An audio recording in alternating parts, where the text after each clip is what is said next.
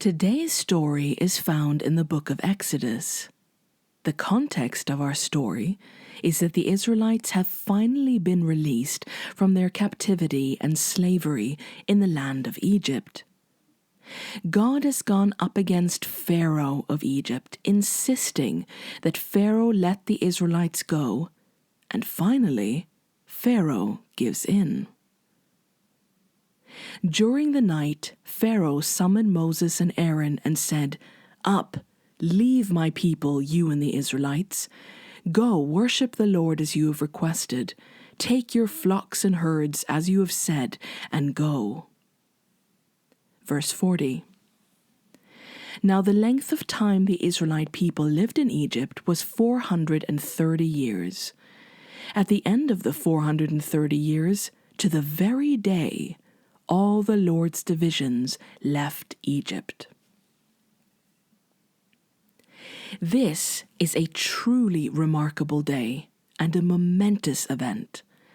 An entire once enslaved people are going to, in the course of one day, all leave Egypt together. I once knew a couple who had a sheepdog. This particular breed is excellent for herding, as the dogs tend to naturally want to herd sheep together, to keep a flock together. And this doesn't just apply to sheep either. When the couple had guests over, and we might, as a group, go out for an afternoon walk, their dog wouldn't walk along, sniffing trees and watching squirrels. It would run from the front of the group to the back of the group, to those people who were walking quickest at the front, to the stragglers of the company at the back, and try to herd the group to keep the group together. Back and forth it would run till it tired itself out, trying to collect and contain these silly humans who just couldn't seem to have the decency to all walk at the same pace. And if you've ever tried to be a tour guide or lead a hiking group, or even been a parent with more than 2 children in a shopping mall, you'll probably know how challenging it can be to move a group of people from one place to another. Because people walk at different paces, people have different interests and needs. Some are very focused on arriving at their destination as quickly as possible, while others like to chat and saunter and get distracted by bumblebees. And that doesn't even begin to cover things like injuries or someone getting lost.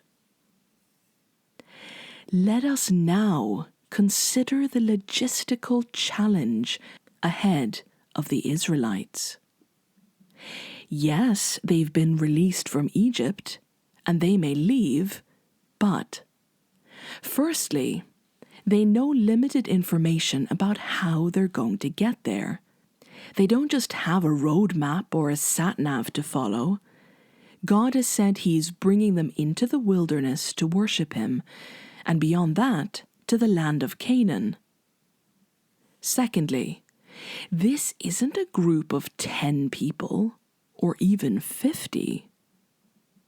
We read from verse 37, "There were about 600,000 men on foot, besides women and children.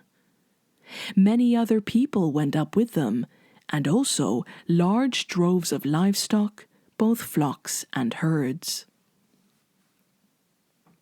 So, we read that there were 600,000 men.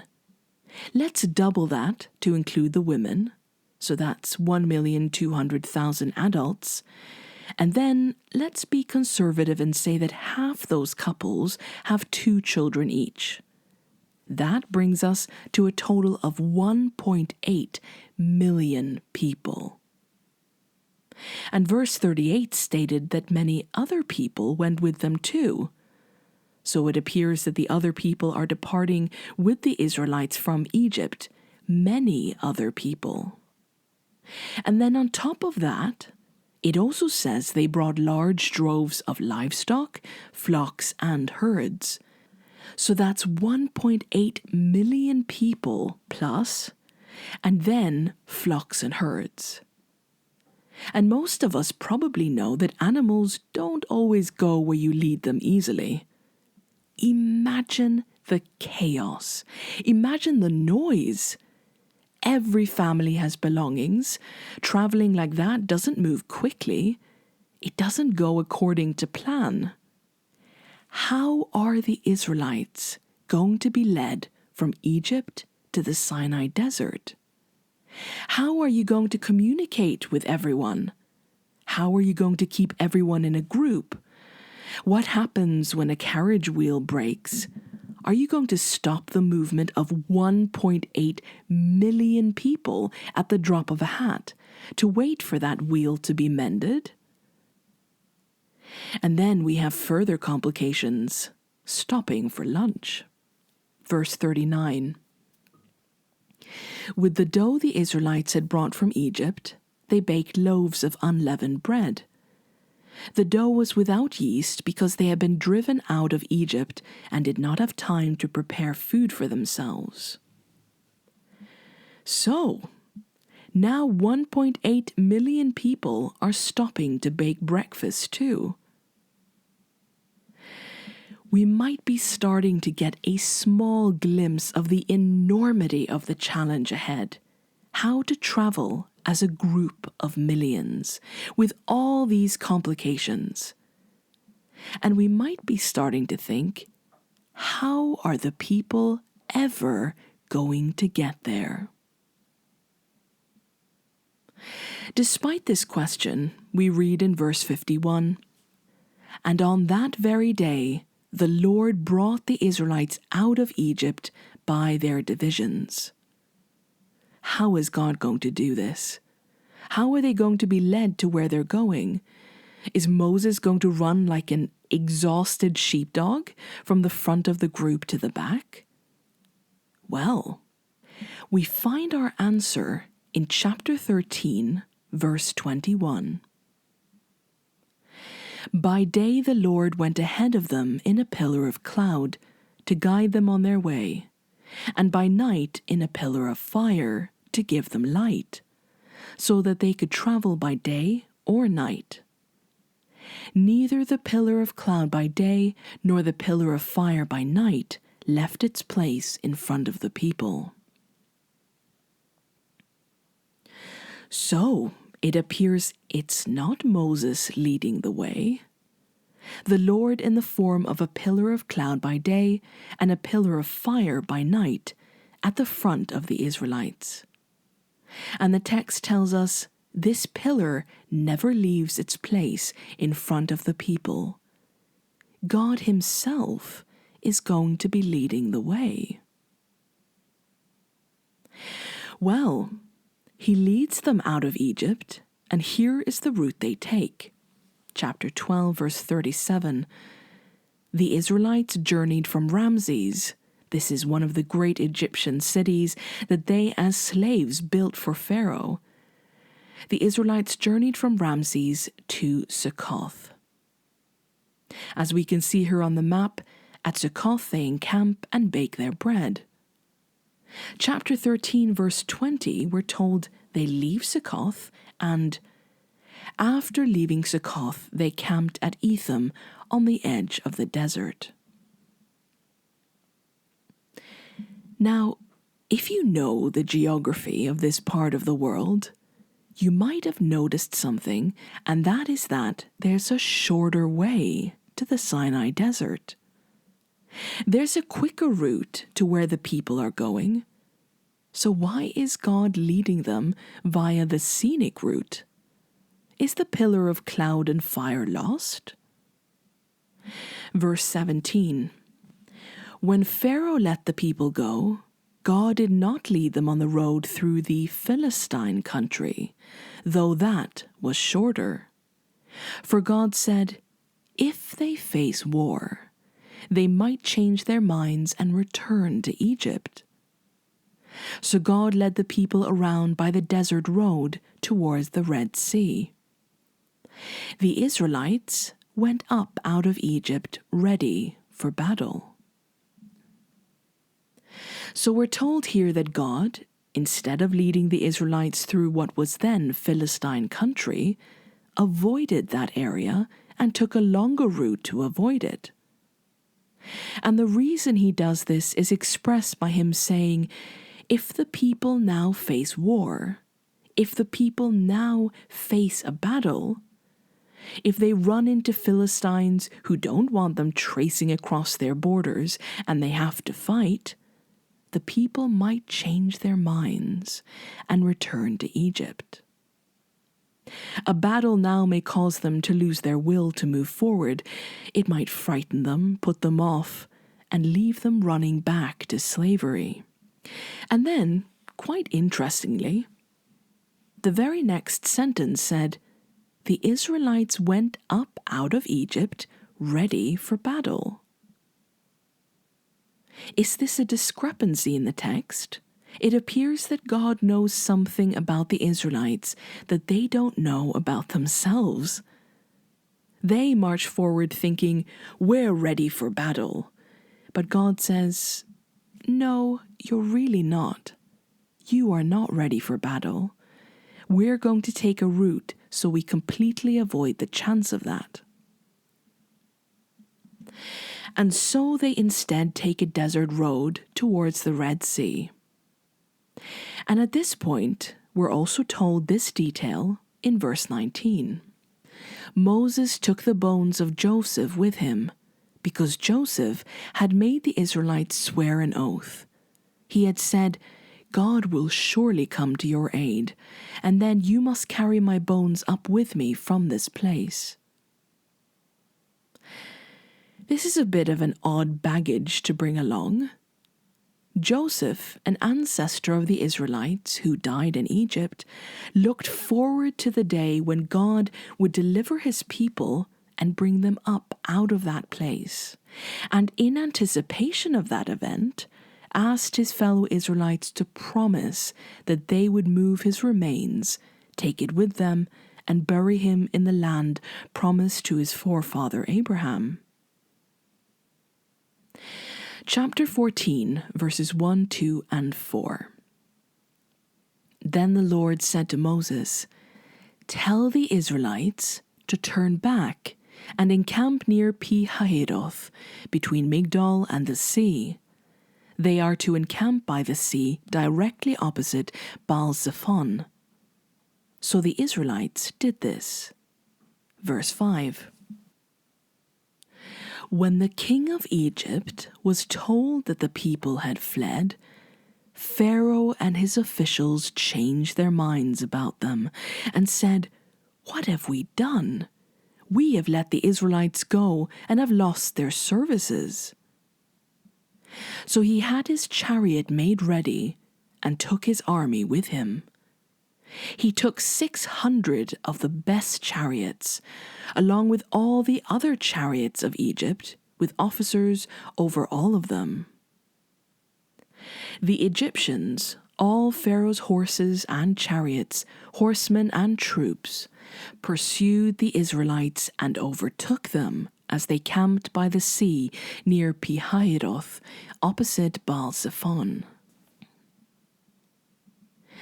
Now, the Egyptian army was not just any old army. It was notoriously skilled and powerful at defeating its enemies. And the Egyptian military generals would have been elite in their ability to lead their troops. If you're an Egyptian general and you're leading hundreds of thousands of troops, how are you going to effectively do this? With all those soldiers, not everyone can see the commander at the front. Not everyone can hear his orders as he's shouting them out. What if it's night and dark? Imagine being at the very back of that company.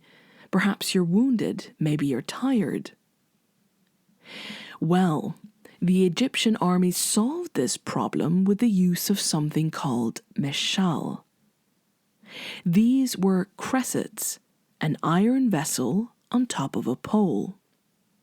As illustrated here, they were metal containers containing oil, grease, and wood or coal. And then these mishals would be lit and then mounted on the high pole. Then officers at the front would carry these poles so that the whole army, right back to the very last man, would be able to see them. This was not a unique practice to the Egyptians. Later on, the Persian and Greek army still did this, using fire and smoke signals to guide and give direction to the troops. In fact, this Egyptian practice was so well known that there was a common, well-known saying in Egypt about Egyptian generals. We can find this even today recorded on ancient papyrus. The generals of the Egyptian army were referred to as a flame streaming in advance of his army. And on a well-known papyrus, a commander of an expedition was called a flame in the darkness at the head of his soldiers. Marching for days, confused, hungry, tired, even if you couldn't see your commander, you'd see the light or the smoke. Reassurances that you still have a leader and you are being led. God had not just chosen a random way to appear to the Israelite people. He has used a familiar sight to them, something which would be understood both to them and to the Egyptians. He appears as a pillar of cloud and fire at the head of his people. He is himself the Mishal for Israel. He is declaring himself the commander at the head of this company. But this isn't much of a company to lead. Besides being full of women and children, we've already read that the Israelites are not ready to fight. Well, they may not be ready for battle, but it appears now, as we stand on the edge of the Red Sea, as Egypt's chariots barrel towards them, that they must become so or die at the hands of their oppressors. Israel is caught between the sea and an elite army. God may have promised the Israelites that they would escape slavery and reach the land promised to them. But now, with hundreds of Egypt's best chariots bearing down on them, the roaring warriors of a mighty empire, led by Pharaoh himself, we can't help but wonder, how are the people ever going to get there? Verse 19. Then the messenger of God, who had been traveling in front of Israel's army, withdrew and went behind them. The pillar of cloud also moved from in front and stood behind them, coming between the armies of Egypt and Israel. The Lord, who has been leading the people from the front, now also goes behind them. This commander of the Israelites puts himself between them and their enemies, both in front of them and behind them. Throughout the night, the cloud brought darkness to the one side and light to the other side, so neither went near the other all night long. This isn't usually how a general or a commander acts. A general is meant to lead those following him into battle. But this particular commander doesn't seem to intend for his people to fight. Instead, God protects them all night, being a shield at their back. Then God says to Moses, "Raise your staff and stretch out your hand over the sea to divide the water, so that the Israelites can go through the sea on dry ground." Then Moses stretched out his hand over the sea, And all that night the Lord drove the sea back with a strong east wind and turned it into dry land. The waters were divided, and the Israelites went through the sea on dry ground with a wall of water on their right and on their left. The Egyptians pursued them, and all Pharaoh's horses and chariots and horsemen followed them into the sea. During the last watch of the night, the Lord looked down from the pillar of fire and cloud at the Egyptian army and threw it into confusion. He jammed the wheels of their chariots so that they had difficulty driving, and the Egyptians said, "Let's get away from the Israelites. The Lord is fighting for them against Egypt." The Lord is fighting for them against Egypt. Verse 26. Then the Lord said to Moses, "Stretch out your hand over the sea, so that the waters may flow back over the Egyptians and their chariots and horsemen."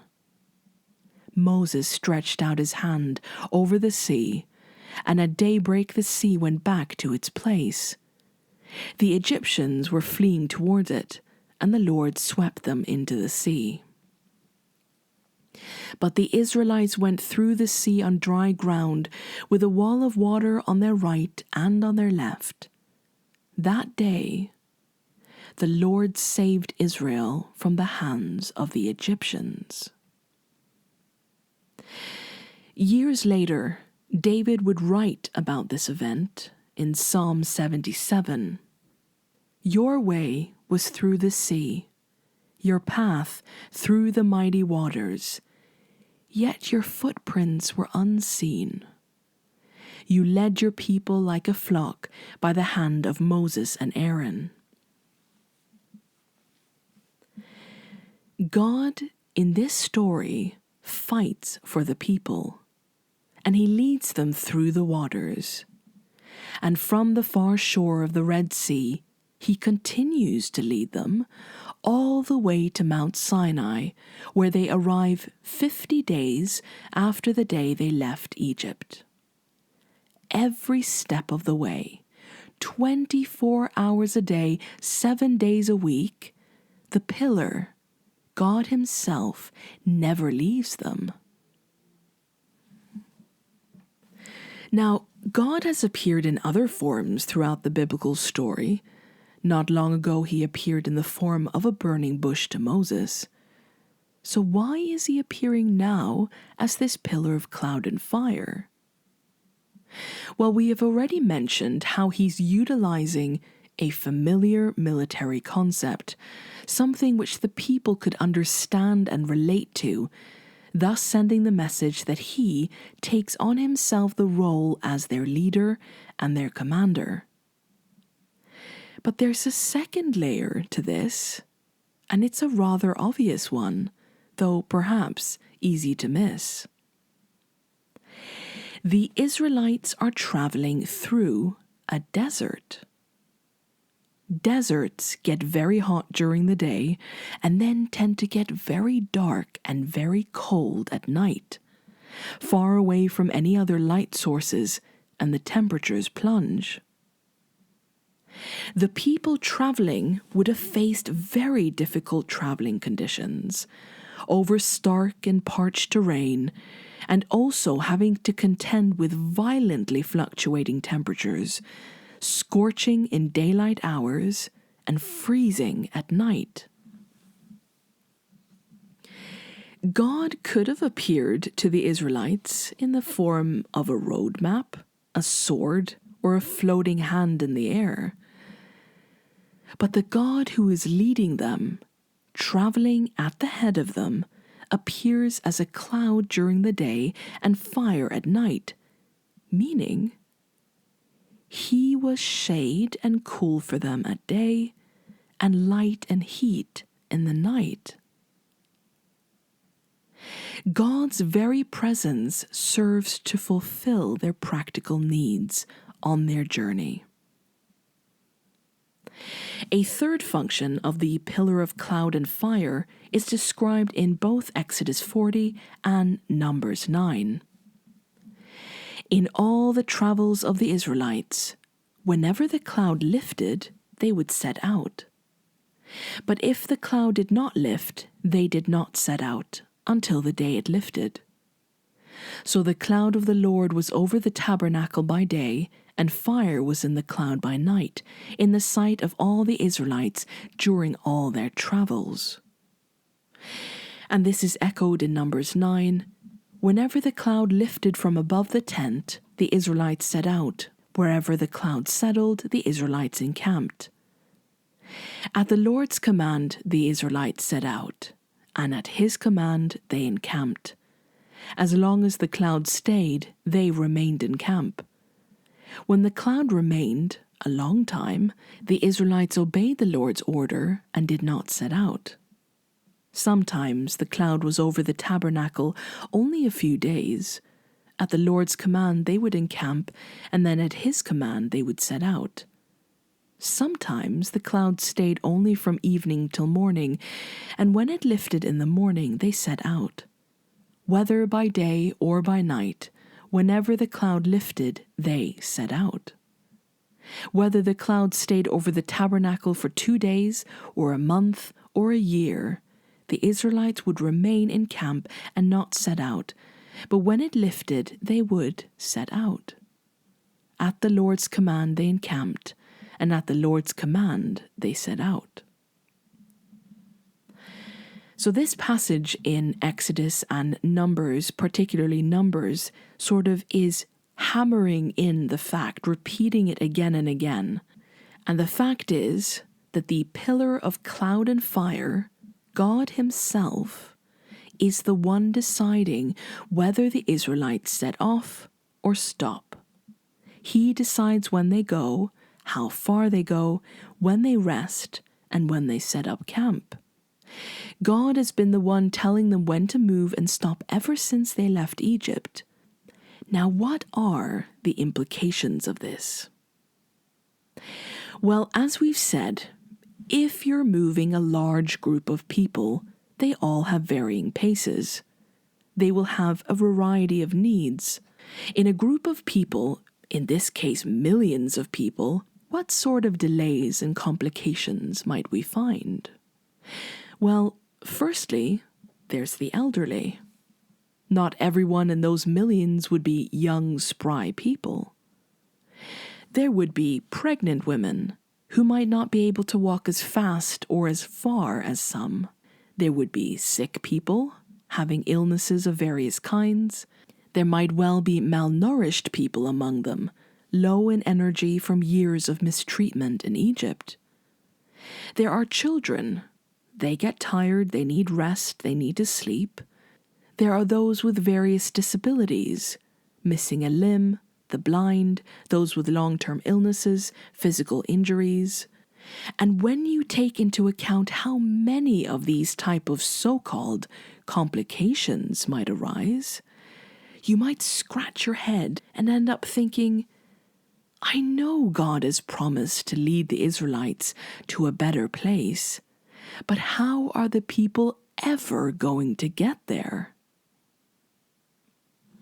Today we live in a world strongly swayed by the survival of the fittest idea. It's this idea that, particularly in a crisis, the strongest, the fastest, these are those who will survive, and that this process functions as a sort of natural selection, weeding out the weaker elements of humanity, of human DNA, and leaving behind only the best. A sort of trial by fire from which emerges the most refined and capable. And this sort of thinking would not have been foreign or far from the minds of the Israelites either. Leaving Egypt, they might say, we're escaping from slavery. Our enemies are at our backs. We've been in bondage for 400 years. We want to get as far and as fast away from Egypt as possible. We want to put as much distance between that past life and us as possible. We want to get across this blasted desert to where we're going. We have limited resources in the wilderness. Now, it's got to all be about the survival of the fittest. We can't just stop every time old Joe has a fever. We can't halt 1.8 million people just because an ill child can't be moved, or the lady in the next tent is giving birth, or some guy lost his cows during the night and he has to go herd them up. We must prioritize the majority, not the minority. We can't coddle everyone out here. Here, if you fall behind, you're left behind. If you're too weak to make it to the promised land, it's probably for the best. But God leaves no room for survival of the fittest among his people. When God leads the way, nobody falls behind. Nobody is left. The weak, the old, the slow are not treated as burdens or problems. In God's camp, it is the slowest of them who sets the pace, not the quickest. There's a saying which goes, "It's the journey, not the destination." Now, of course, the Israelites are being led towards a destination, towards a goal. But this is where the people learn something about how life is when God is leading the way.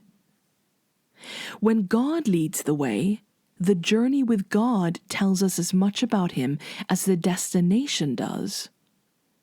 Because not only has he brought them out of slavery, delivered them, and is leading them to their own land where they might have freedom and prosper, but the way he leads them there tells you volumes about who is leading you there and what sort of life he's leading them into.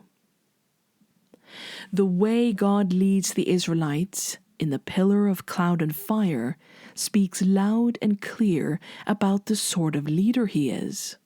God personally leads his people, not merely by sending directions, but personally taking them there, showing them the way.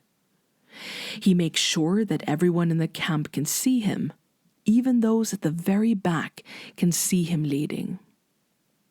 He repurposes a familiar image of the Meshal, communicating that he is their commander and he will lead the way. He cares for their practical, present needs, being himself shade in the desert sun and fire in the night of cold and darkness. He not only leads the way forward, but he has their back as the past came to reclaim them. He defends his people. He wasn't demanding that they themselves had to fight for their freedom. Instead, he puts himself between them and their enemies and fights for them. He makes sure to lead them on a path that wouldn't be too much for them at the time and end up breaking their spirits and will to keep following him. He makes sure that the people all move together, not leaving behind the weak. He shows that he values people differently than we often do, and makes sure that everyone gets there. It's not merely striking that God himself would lead his people to the place he promised them, but how he leads them there. It tells us what kind of leader, what kind of God this God is. The Lord still walks ahead of his people, of anyone who wishes to be delivered from slavery, oppression, cruelty, and hatred. I don't know how your journey has been lately. Perhaps you feel like you're never going to get to that end goal, to what God has promised us. And we might say, I know God has promised to lead me to a better place, but how am I ever going to get there? I don't know the way. I'm exhausted. I'm ill. I feel like I'm falling behind. If this is a race, I can't keep up. This wilderness is barren, and I can't keep up. This is the promise. This is the comfort to anyone following the Lord. If God is leading your way home, He is going to make sure that you get there, that everyone who wants to gets there. That means that you're not behind. You don't have to worry about being left. It doesn't matter how slow you are. And God doesn't merely care about the goal, He also cares about walking with you presently, every day, caring about the tired, caring for those in the scorching days and the freezing nights. When the Lord leads, He won't leave anyone behind. Nothing will stop God from getting you there. Not even death itself. Look at the example of Joseph. Even him being dead didn't stop God from bringing him. Ram Dass, in describing life's journey, wrote, "We're all just walking each other home." How do we treat each other in our communities, in our churches, as we're walking home? Are we inclusive and make room for each other, allowing for different paces and journeys? Or do we adopt the survival of the fittest model? Do we treat the ill with impatience, the young with indifference, the weak with neglect, leaving behind those we feel can't keep up or don't deserve to be brought along at all? Nehemiah wrote of this exodus from Egypt, "You, in your great compassion, did not forsake them in the wilderness. By day the pillar of cloud never turned away from guiding them on their path, and by the night the pillar of fire illumined the way they should walk." The experience of following the pillar of cloud and fire through the wilderness reveals a glimpse of what it's like to live following the Lord, what life is like when He's leading, and how He treats anyone who follows. Whatever you're threatened by, whether it lies behind you or ahead, the pillar has your front and your back, shielding and leading. So whether you find yourself at the front of the crowd or at the very back, you can say with confidence, "I know God has promised to lead me to a better place, and I follow Him because I know that He will get me there."